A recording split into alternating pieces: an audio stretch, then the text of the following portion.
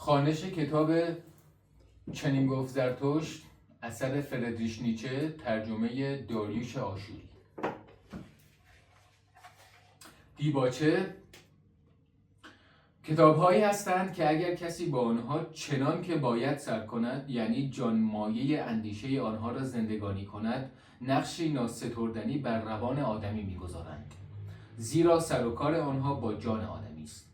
این گونه کتاب‌ها نه کتاب معلوماتند که عقل آدمی را خوراک دهند، نه ادبیات که حس و عاطفه را برانگیزانند، بلکه جان آدمی را بیدار می‌کنند و با او در سخن می‌آیند. جان آدمی برتر از عقل و احساس اوست و آن گرهگاهی است که در آن عقل و احساس با هم می‌آمیزند و به مرتبه‌ای بالاتر برکشیده می‌شوند. در آن مرتبه است که جان بیدار پدیدار می شود که با جهان از در سخن در می آید و مشکل او نه چیزهای گذرای جهان و روزانه زندگی، بلکه مسئله جاودانگی و بیکرانگی است، راز هستی است. چنین کتاب ها می خواهند دری به روی جاودانگی و بیکرانگی باشند و انسان را از تنگنای جهان روزانه احساس و کوتاه‌بینی عقل خود بنیاد برهانند. کتاب‌های مقدس چنینند: کسی به جانمایه کلامشان راه میبرد که جانش در پرتو آن کلام به روی جاودانگی و بیکرانگی گشوده شده باشد. چنین گفت زرتشت نیز چنین کتابی است. جانی که اینجا در این کتاب زبان به سخن میگشاید سخت درگیر همان مسائلی است که هر جان گشوده به روی جاودانه و بیکرانه با آن روبروست. از این رو کلام پرطنین شاعرانه و پیامبرانه آن بسا هنگام لحن کتاب مقدس یهودا مسیحی را دارد و سخت درگیر با آن است.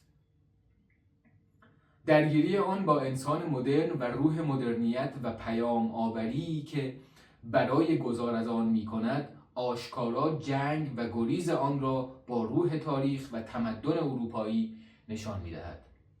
به همین دلیل چنین گفت زرتشت کتابی است ژرف اثرگذار، کتابی که می توان عمری را با آن سر کرد، به آن عشق ورزید، پیوسته به آن روی آورد و از آن گریخت.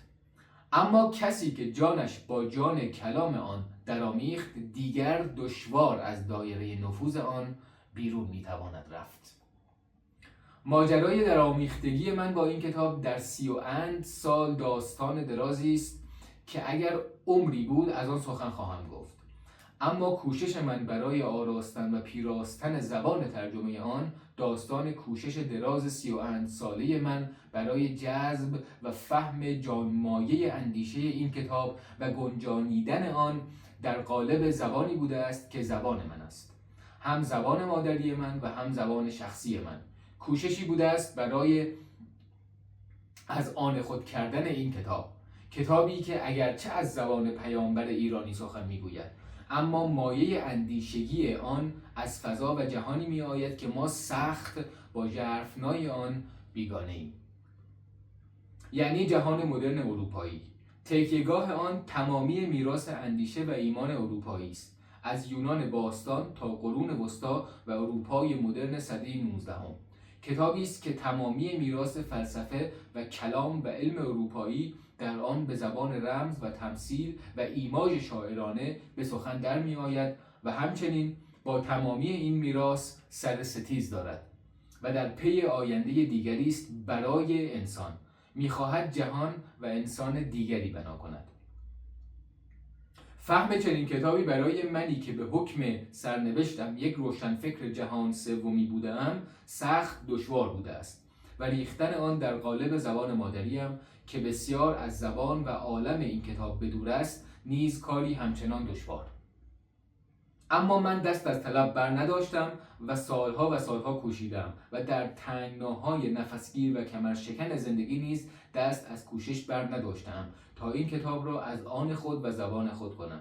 این کتابی نیست که یک بار خواند و از دست فرو گذاشت. حکایت آن حکایت دیگری است. تنها کسانی معنای کوشش پروسواس مرا در میابند که عمری را با یک کتاب کتاب‌ها سر کردند و از شیره جان خود برای فهم معنای آن مایه گذاشتند. آن کتاب را نخواندند، بلکه خود را کتاب فروبسته نهاد خود را به آن کتاب واگذاشتند تا از راه آن خوانده شود. در نتیجه در پایان راه ایشان و آن کتاب نه همانند که در آغاز راه بودند. چنین گفت زرتشت: کتابی است برای همه کس و هیچ کس. هر کسی که خود را به آن بسپارد چیزی از آن میگیرد، زیرا کتابی است که او را به رمزگشایی از نهاد خود یاری میکند. هیچ کس نیز تا پایان راه آن نمیتواند رفت، زیرا پایان راه آن یعنی مقام ابرانسان. در توان هیچ انسانی نیست. با این همه کشتی گرفتن با این کتاب و معنای آن برای من بسیار سودمند بوده است. دست کم این فایده را برای من داشته است که از نهاد جهان سومیم و سرنوشت شومی که در آن نهفته است ژرف‌تر آگاه شوم. انسان پیش مدرن و مدرن را بهتر بشناسم و در رمز و راز و معنای انسان و جهان و تاریخ و روان باریکتر بنگرم. از سوی دیگر زبان خود را به کوشش وادارم تا هرچه باریکتر و روشنتر از عهده جذب صورت و معنای زبان آن در خود برآید. بنابراین کار من کار مترجمی نبوده است. نخواستم کتابی را از میان کتاب‌های بسیار به زبان مادری خود درآورم و بر معلومات همزبانانم چیزی بیفزایم، بلکه این کتاب برای من در بخش بزرگی از زندگانیم کتاب کتاب‌ها بوده است و من با عشقی ژرف و با تاب و تحملی که در کمتر کسی هست به آن پرداختم تا درهای روان و زبان خود را به روی آن بگشایم. بنابراین ترجمه این کتاب و بازنگری‌های پیاپی در آن در طول 30 سال برای من یک ماجراجویی روانی و زبانی بوده است، یک اودیسه روح و زبان. من بهره خود را از این کار بردم تا دیگران را به چه کار آید. چنین گفت زرتشت: کتابی برای همه کس و هیچ کس. پیشگفتار زرتشت. 1. زرتشت 30 ساله بود که زادبوم و دریاچه زادبوم خیش را ترک گفت و به کوهستان رفت. اینجا با جان و تنهایی خیش سرخوش بود و 10 سال از آن نیرزد. اما سرانجام دلش دگر گشت و بامدادی با سپیده دم برخاست. برابر خورشید گام نهاد و با او چنین گفت: ای اختر بزرگ، تو را چه نیک بختی می بود اگر نمی داشتی آنانی را که روشنیشان می بخشی. تو 10 سال اینجا به غارم برآمدی. اگر من و آقا و مارم نمی بودیم تو از فروغ خیش و از این راه سیر می شدی. لیک ما هر بامداد چشم به راحت بودیم و سرریزت را از تو بر می گرفتیم و تو را بهر آن شکر می گذاردیم. هان از فرزانگی خیش به تنگ آمدم و چون زنبوری انگبین بسیار گرد کرده مرا به دستهایی نیاز است که به سویم دراز شوند. میخواهم ارزانی دارم و بخش کنم تا دیگر بار فرزانگان میان مردم از نابخردی خیش شادمان شوند و تهیدستان دیگر بار از توانگری خیش. از این رو میباید به ژرفنا درآیم، همان گونه که تو شامگاهان میکنی، بدانگاه که به فراپشت دریا میروی و نور به جهان زیرین میبری، تو ای اختر سرشار. به زبان مردمان، همان مردمانی که به سوی ایشان فرود میخواهم رفت، من میباید چون تو فرو شوم. پس برکت ده مرا ای چشم آسوده که نیک بختی بس بزرگ را بیرشک توانی نگریست. برکت ده جامی را که سرریز خواهد شدن تا آن که آب از آن زرین جاری شود و بازتاب شادمانیت را همه سو برد. هان این جام دیگر بار تهی شدن خواهد و زرتشت دیگر بار انسان شدن. چنین آغاز شد فرو شد زرتشت. 2. زرتشت تنها از کوه به زیر آمد و با کسی رویارو نشد. اما چون به جنگل‌ها پای نهاد ناگهان خود را با پیرمردی رویارو دید که از کلبه قدس خیش پی یافتن ریشه در جنگل بیرون آمده بود و پیرمرد با زرتشت چنین گفت: این آواره به چشمم بیگانه نیست. سالها پیش از اینجا گذشت. نامش زرتشت بود اما دگر گشته است. آن زمان خاکسترت را به کوهستان بردی و امروز سر آن داری که آتشت را به دره ها ببری؟ از کیفر آتش افروزی نمی هراسی؟ آری، زرتشت را می شناسم. چشمانش پاک است و در دهانش هیچ تهوعی نهان نیست. ببین چه رقاص وار گام برمی دارد. زرتشت دگر گشته است. زرتشت کودک شده است. زرتشت بیدار شده است. اکنون تو را با خفتگان چه کار؟ تو در تنهایی چنان میزیستی که گفتی در دریایی و دریا تو را میکشد. دریغا میخواهی باز بکرانه ولایی؟ دریغا میخواهی باز خود بار تن را بکشی؟ زرتشت پاسخ داد من آدمیان را دوست می‌دارم. قدیس گفت چرا من سر به بیابان و جنگل نهادم؟ مگر نه آن که من نیز آدمیان را بی اندازه دوست می‌داشتم. اما اکنون خدای را دوست می‌دارم، نه آدمیان را. آدمی نزد من چیزی است بس ناکامل. عشق به آدمی مرا مرگاور است. زرتشت پاسخ داد سخن از عشق به آدمیان در میان نیست. من آدمیان را هدیه آوردم. قدیس گفت ایشان را چیزی مده، بل چیزی از بار ایشان بستان و با ایشان بکش. این کار بیش از همه مایه خوشنودی ایشان است، اگر که تو را نیز مایه خوشنودی باشد. اگر خواستی ایشان را چیزی دهی، صدقه ای بیش مده و بگذار آن را نیز دریوزه کنند. زرتشت پاسخ گفت نه، هرگز صدقه نخواهم داد، زیرا نه چندان مسکینم که صدقه دهم. قدیس به زرتشت پوزخندی زد و گفت پس ببین گنجینه هایت را خواهند پذیرفت یا نه. آنان به خلوت گزینان بدگمانند و باور ندارند که ما برای هدیه دادن بیاییم. گام هامان در کوچه هاشان تنینی سخت تنها می افکند و شبانگاهان در بستر چون صدای پای مردی را بشنوند که دیری پیش از برآمدن خورشید می گذرد، چه بسا از خویش می پرسند که این دزد به کجا می رود. به آدمیان روی مکن، در جنگل بمان، همان به که به جانوران روی کنی. چرا نه چو من باشی، خرسی میان خرسان، پرنده‌ای میان پرندگان. زرتشت پرسید قدیس در جنگل چه می کند؟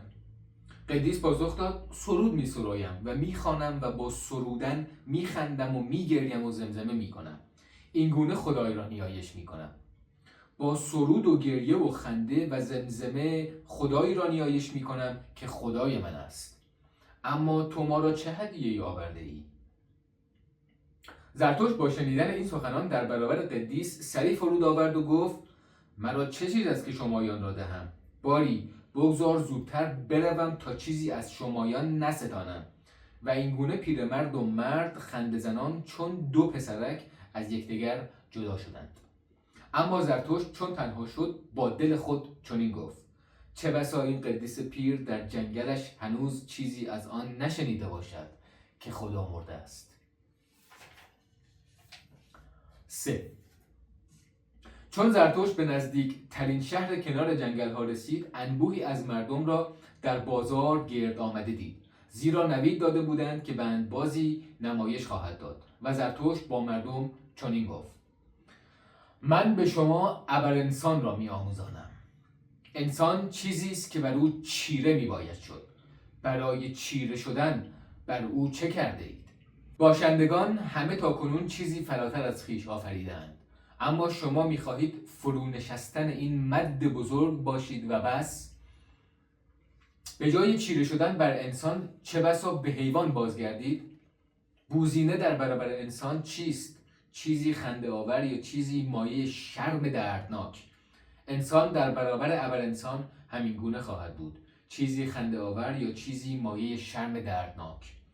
شما تا کنون راهی را که از کرم به انسان میرسد در نوردیده اید و هنوز بسا چیز کرموار که در شماست. روزگاری بوزینه بودید و هنوز نیز انسان از هر بوزینه تر است. و اما فرزانه ترین کس در میان شما نیز چیزی نیست جز یک دوپارگی و نرمادگی، جز آمیزه‌ای از گیاه و شبه. اما من شما را چه میفرمایم؟ که شبه شوید یا گیاه؟ هان من به شما ابرانسان را میآموزانم. ابرانسان معنای زمین است. بادا که اراده شما بگوید ابرانسان معنای زمین باد. برادران، شما را سوگند میدهم که به زمین وفادار مانید و باور ندارید آنانی را که با شما از امیدهای ابرزمینی سخن میگویند. اینان زهر پالایند، چه خود دانند یا ندانند. اینان خار شمارندگان زندگی اند و خود زهر نوشیده و رو به زوال، که زمین از ایشان به سطوح است، پس بهل تا سر خویش گیرند. روزگاری کفران خدا بزرگترین کفران بود، اما خدا مرد و در پی آن این کفرگویان نیز بمردند. اکنون کفران زمین سهمگین ترین کفران است و اندرونه آن ناشناختنی را بیش از معنای زمین پاس داشتن. روزگاری روان به خاری در تن می نگریست و در آن روزگار این خار داشتن والاترین کار بود. روان تن را رنجور و تکیده و گرسنگی کشیده می‌خواست و اینسان در اندیشه گریز از تن و زمین بود. وه که این روان خود هنوز چه رنجور و تکیده و گرسنگی کشیده بود و شهوت این روان بیرحمی با خیش بود. اما شما برادرانم نیز با من بگویید که تنتان از روانتان چه حکایت می کند؟ آیا روانتان چیزی جز مسکینی است و پلشتی و آسودگی نکبتبار؟ به راستی انسان رودی است آلوده. دریا باید بود تا رودی آلوده را پذیرا شد و آلودگی نپذیرفت. هان به شما ابرانسان را می‌آموزانم. اوست این دریا، در اوست که خاری بزرگتان فرو تواند نشست. کدام است بزرگترین تجربه‌ای که می‌توانید کرد؟ آن تجربه ساعت خارداشت بزرگ است. آن ساعت که از نیکبختی خیش به تهوع می‌آیید و از خرد و فضیلت خیش نیز. آن ساعت که میگویید چه سود از نیکبختیم که همه مسکینی است و پلشتی و آسودگی نکبتبار. حال آن که نیکبختیم چنان میباید که هستی را برحق کند. آن ساعت که میگویید چه سود از خردم، آیا آز او به دانش چنان است که آز شیر به طعمه خود؟ اما همه مسکینی است و پلشتی و آسودگی نکبتبار. آن ساعت که میگویید چه سود از فضیلتم که هیچ شوریده‌ام نکرده است، از نیک و بد خیش چه بیزارم که همه مسکینی است و پلشتی و آسودگی نکبتبار. آن ساعت که میگویید چه سود از دادگریم که خیش را همچون شعله و زغال نمیبینم. حال آن که دادگر همچون شعله است و زغال. آن ساعت که میگویید چه سود از رحمم، مگر رحم همان صلیبی نیست که بر آن دوستار بشر را میخکوب کرده اند؟ اما رحم من کجا و به صلیب کشیده شدن کجا؟ تا کنون این گونه گفته اید؟ تا کنون این گونه فریاد برآورده اید؟ چه بودی اگر فریادتان اینسان به گوشم رسیده بود؟ اما آنچه به آسمان میرسد فریاد خرسندی شماست، نه گناه کردنتان. فریاد تنگ چشمی شما در گناه کردن است که به آسمان میرسد. کجاست آن آذرخشی که زبان بر شما بساید؟ کجاست آن مایه شیدایی که باید در شما کوبیده شود؟ هان به شما ابرانسان را می آموزانم. اوست آن آذرخش، اوست آن مایه شیدایی. چون زرتشت چنین گفت، یکی از میان مردم فریاد برآورد: آنچه باید درباره بندباز شنیدیم، حال بگذار خودش را نیز ببینیم. و مردم همگی به زرتشت خندیدند. اما بندباز که گمان کرده بود این سخنان اشاره به اوست، کار خیش را آغاز کرد.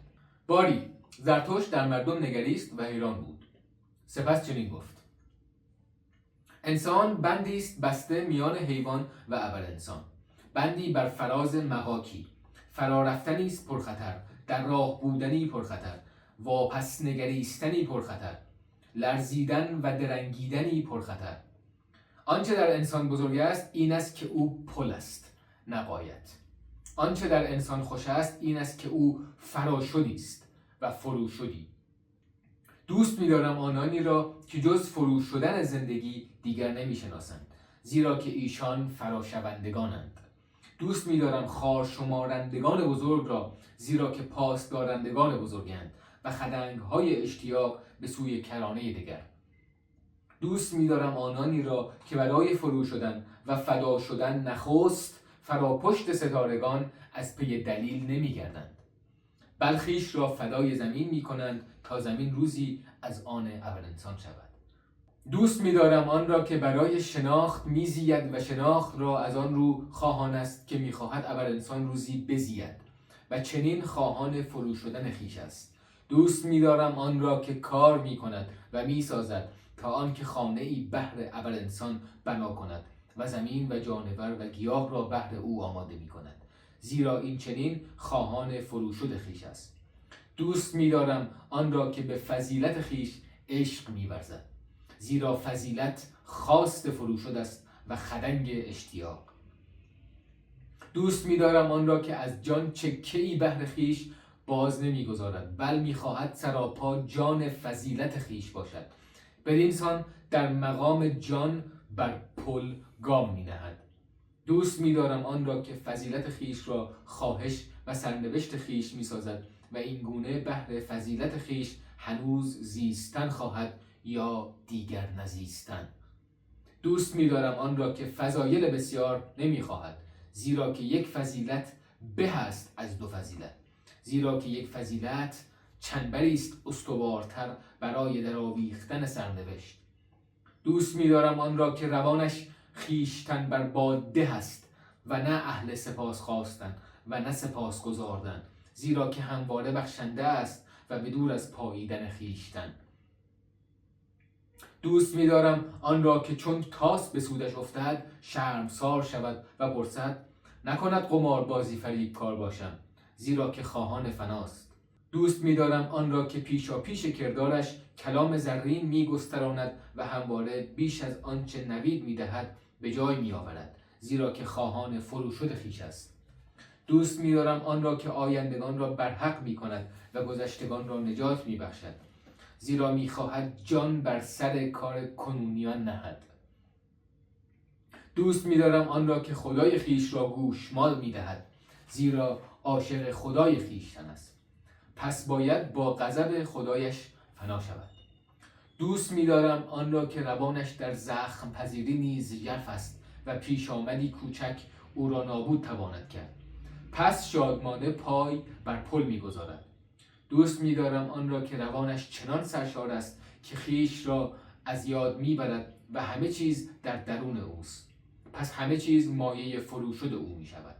دوست می‌دارم آن را که آزاد جان است و آزاد دل، بدینسان سرش نیست مگر اندرونه دلش، باری دلش او را به فرو شدن می‌کشاند. دوست می‌دارم آنان را همه که چون چکه‌های گرانند و یکایک از ابر تیره آویخته بر فراز بشر فرو می‌چکند. اینان بشارتگران آذرخشند و همچون بشارتگران فنا می‌شوند. هان منم یک بشارتگر آذرخش و چکه‌ای گران از ابر، و اما این آذرخش را نام ابرانسان است. 5. زرتشت چون این سخنان را بگفت باز در مردم نگریست و خاموش شد. آنگاه با دل خود گفت اینان می ایستند و می خندند، اینان مرا در نمی یابند، من دهانی بهر این گوشها نیستم.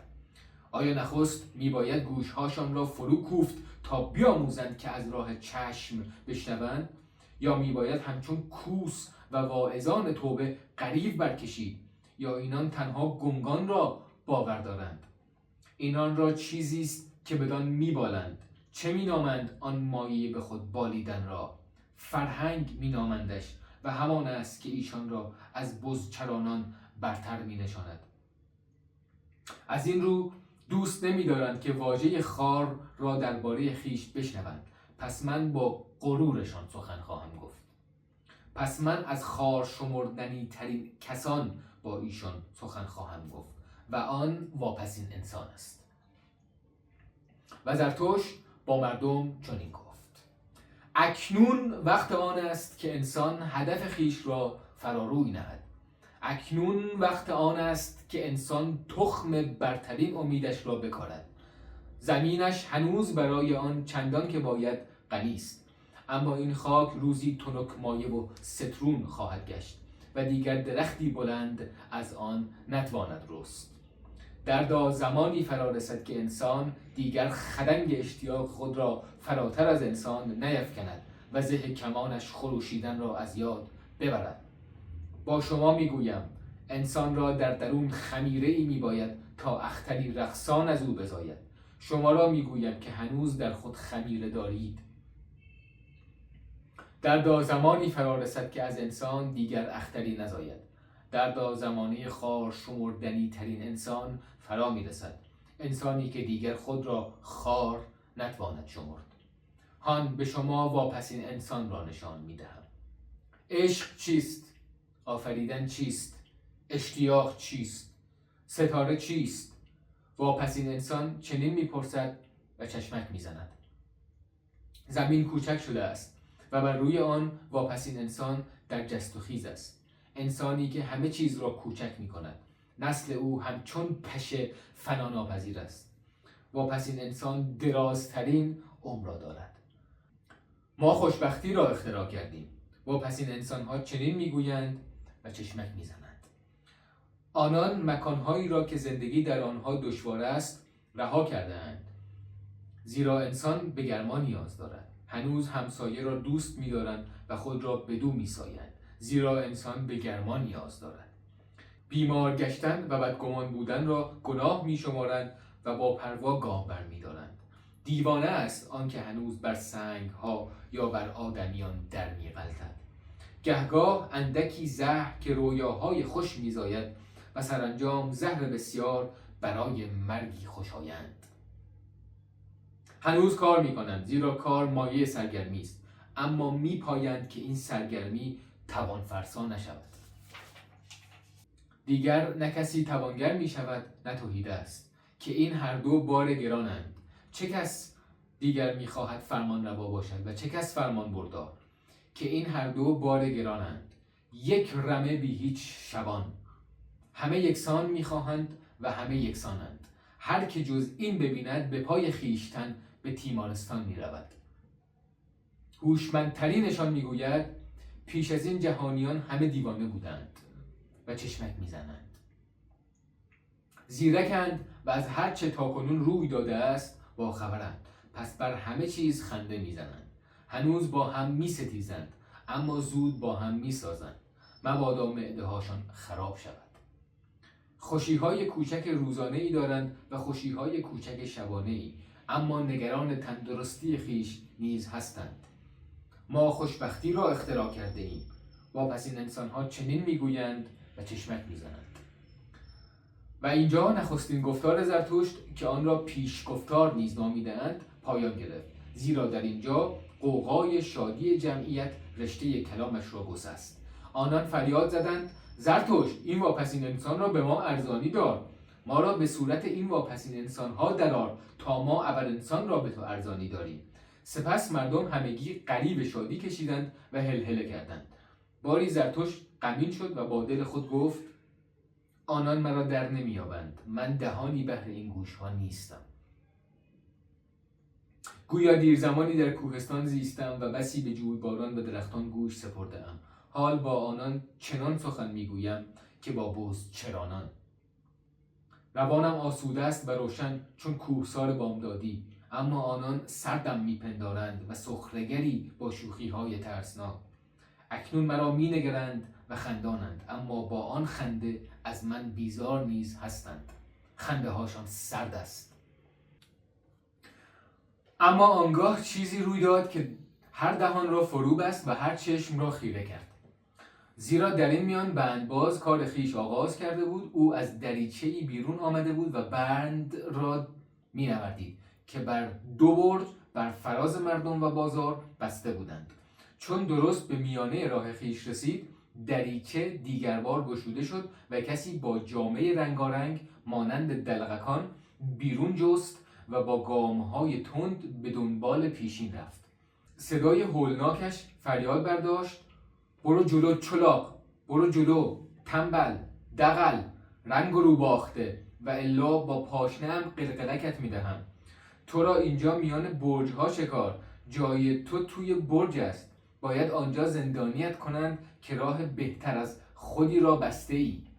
و با هر کلمه به او نزدیک و نزدیکتر می شد. اما هنوز یک گام از او واپستر بود که آن چیز هولناک روی داد که هر دهان را فرو بست و هر چشم را خیره کرد. آنگاه او غریوی دیواسا برکشید و از فراز آن که بر سر راهش بود جهید.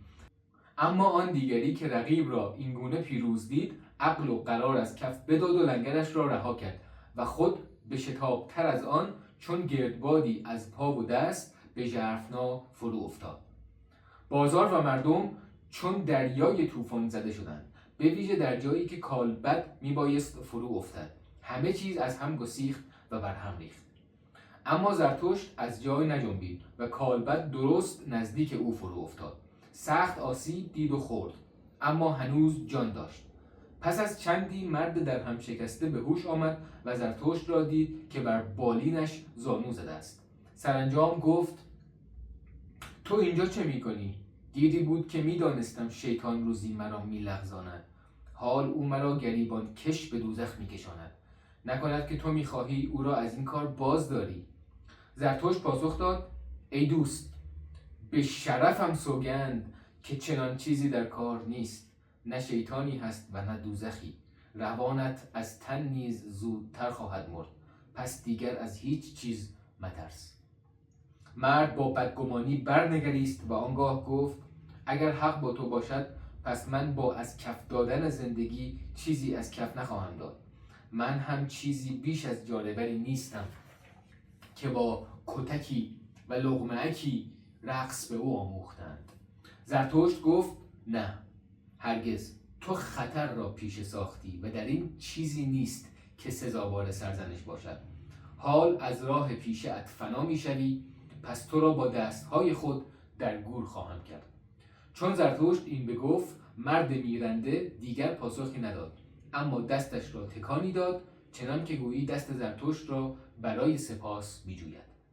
در این میان شامگاه فرا رسید و بازار در تاریکی فرو رفت. آنگاه مردم پراکنده شدند، زیرا کنجکاوی و ترس نیز به سطوح آمده بودند.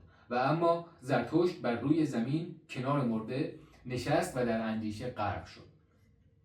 اینسان زمان را از یاد برد، اما سرانجام شب فراز آمد و بادی سرد بر آن تنها وزیدن گرفت. آنگاه زرتشت از جای برخاست و با دل خود چنین گفت: به راستی زرتشت، امروز چه صید کردی؟ او نه یک انسان که یک نعش صید کرد. زندگانی بشر هولناک است و هنوز بی‌معنا، چنان که یک دلقک فرجامی شوم برای او فراهم تواند کرد. میخواهم به انسانها معنای هستیشان را بیاموزانم، ابر انسان را که آذرخشی است از ابر تیره انسان. اما هنوز از ایشان بدورم و معنای من با معناهای ایشان همزبان نیست. نزد انسانها من چیزی هستم میان یک دیوانه و یک نعش. شب تاریک است و راههای زرتشت تاریک. بیا ای یار سرد و خشکیده‌ام، تو را با خود به جایی خواهم برد تا با دستهای خود در گور نهم. 8. چون زرتشت این سخنان را با دل خود بگفت، جسد را بر پشت گرفت و به راه افتاد. هنوز 100 گامی نرفته، مردی دزدانه به سوی او آمد و در گوشش نجوایی کرد. هان، این دلقک برج بود که سخن می گفت. او گفت: زرتشت، از این شهر دور شو. اینجا بسیاری از تو بیزارند. نیکان و عادلان از تو بیزارند و تو را دشمن و خوارشمارنده خویش مینامند. مؤمنان دین راستین از تو بیزارند و تو را برای جماعت خطرناک میشمارند. امروز بختیار بودی که بر تو خندیدند و تو به راستی دلقکوار سخن میگفتی. بختیار بودی که با این سگ مرده یار شدی. تو با این گونه خوار کردن خود امروز خویش را نجات بخشیدی. اما از این شهر بیرون رو، وگرنه فردا از فراز تو خواهم جهید. جهش یک زنده از فراز یک مرده. چون این بگفت ناپدید شد، اما زرتشت از میان کوچه های تاریک همچنان گذشت. بر دروازه شهر گورکنان با او روبرو شدند و مشعلشان را فراروی او گرفتند و زرتشت را باز شناختند و سخت بر او خندیدند. زرتشت سگ مرده را به در میبرد. چه خوب که زرتشت هم گورکن شده است، چون دستهای ما پاکتر از آن است که به چنین لقمه‌ای بزنیم؟ نکند زرتشت میخواهد لقمه شیطان را از او بدزدد؟ کامروا باشی، نوش جان. اما اگر شیطان از زرتشت دزدتر باشد چه؟ و او هر دوشان را میدزدد و هر دو را میبلعد. و آنگاه با هم خندیدند و سرهاشان را فراهم آوردند. زرتشت هیچ نگفت و به راه خود رفت. چون 2 ساعتی گام زد و از جنگل‌ها و مرداب‌ها گذشت و بسیار زوزه گرسنه گرگان را شنید، گرسنگی به سراغ او نیز آمد. پس بر در خانه ای تنها که چراغی در آن میسوخت ایستاد. زرتشت گفت: گرسنگی همچون راهزنی بر من تاخته است. گرسنگیم در جنگل‌ها و مرداب‌ها و ژرفنای شب بر من تاخته است. گرسنگیم را خوی شگفت است. او بیشتر پس از گذشتن چاشتگاه به سراغم می آید و امروز سراسر روز نیامد. تا کنون کجا بود؟ و سپس زرتشت بر در خانه کوفت. مردی پیر چراغ بر دست پدیدار شد و پرسید: کیست که به سراغ من و خواب پریشان من آمده است؟ زرتشت گفت: یک زنده و یک مرده. چیزی برای خوردن و نوشیدن به من ده. من سراسر روز این را از یاد برده بودم. خرد میگوید هر که گرسنه ای را سیر کند روان خیش را تازه می کند. پیرمرد دور شد، اما زود بازگشت و زرتشت را نان و شراب پیشکش کرد و گفت: اینجا برای گرسنگان جای بدی است. برای همین است که من اینجا خانه دارم. جانوران و آدمیان اینجا نزد من گوشه‌نشین می آیند. یارت را هم بفرما تا بخورد و بنوشد. او از تو خسته تر است. زرتشت پاسخ داد: یارم مرده است. واداشتن او به این کار دشوار است.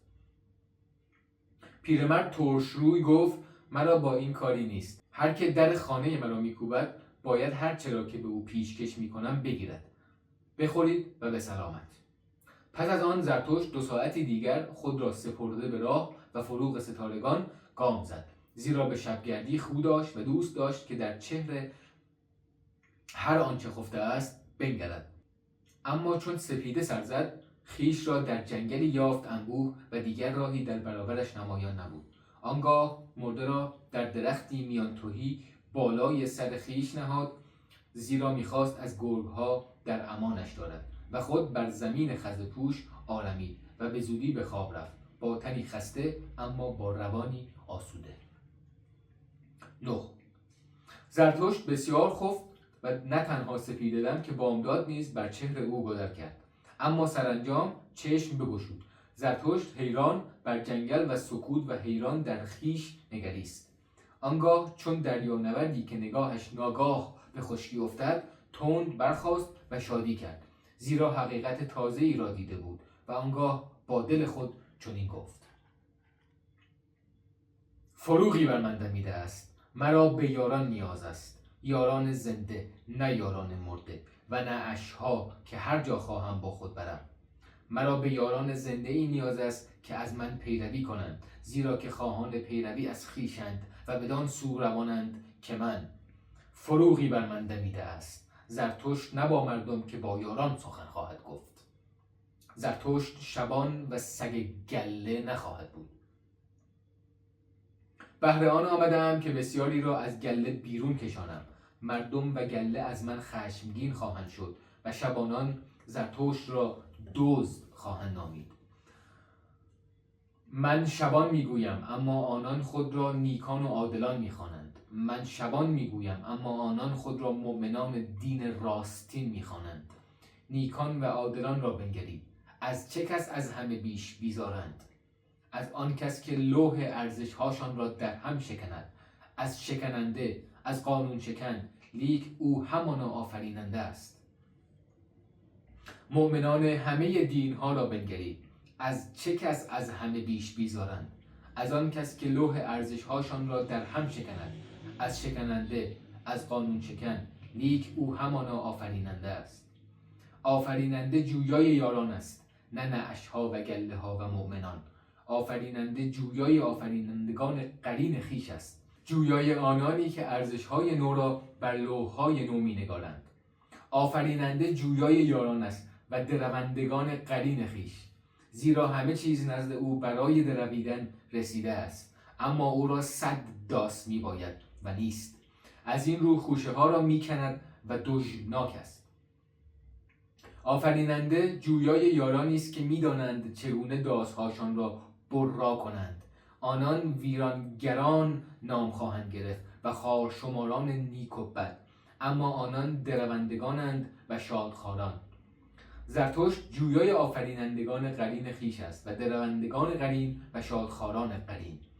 او را با گله ها و شبانان و نعش ها شکار. و تو ای نخستین یارم بدرود، تو را در آن درخت میان تهی خوب به گور کردم، تو را خوب از گرگ ها نهان داشتم. اما وقت آن رسیده است که از تو جدا شوم. از آن سفید دم تا این سفید دم حقیقتی تازه روی سوی من آورد. من نه شبان خواهم بود نه گورکن، دیگر با مردم سخن نخواهم گفت. این آخرین بار بود که با یک مرده سخن گفتم. من به آفرینندگان، به درندگان، به شادخواران خواهم پیوست و رنگین کمان و پلگان ابرانسان را همه به ایشان خواهم نمود. سرود خیش را بهر گوشه نشینان و جفتهای گوشه نشین ساز خواهم کرد و دل آن کس را که هنوز گوشی برای ناشنیده ها دارد از نیکبختی خیش گرانبار خواهم ساخت. غایت خیش را پی خواهم گرفت و راه خیش در پیش. از فراز درنگیان و تناسایان برخواهم جهید. بادا که فرا رفتن من فرو رفتن آنان باشد. زرتشت این سخنان را با دل خود گفته بود که خورشید در نیمروز ایستاد. آنگاه جویان سر بر کرد، زیرا از فراز سرش آواز تیز پرنده‌ای به گوشش رسیده بود و آنک عقابی که در دایره پهناور در هوا چرخ میزد و ماری بر او آویخته، اما نه چون طعمه که چون دوست، زیرا خود را بر گردن عقاب حلقه کرده بود. زرتشت گفت اینان جانوران منند و از ته دل شادی کرد. غرترین جانور در زیر آفتاب و زیرکترین جانور در زیر آفتاب، آنان برای خبرگیری بیرون آمده اند. میخواهند خبردار شوند که زرتشت هنوز زنده است یا نه. به راستی آیا هنوز زنده ام؟ زیستن در میان آدمیان را از زیستن در میان جانوران خطرناکتر یافتم. زرتشت به راههای خطرناک می رود، بادا که جانورانم راهبرم باشند. چون این بگفت سخنان قدیس را در جنگل به یاد آورد و آهی کشید و با دل خیش چنین گفت: کاش زیرکتر بودم، کاش چون مارم از بن و بنیاد زیرک می بودم. اما خواستار ناممکنم، پس از غرورم درخواست دارم که همیشه با زیرکیم دمساز باشد و اگر روزی زیرکیم از من بگریزد، وای که او چه گریز پاست. بادا که غرورم با جنونم پرواز کند. چنین آغاز شد فروشد زرتشت.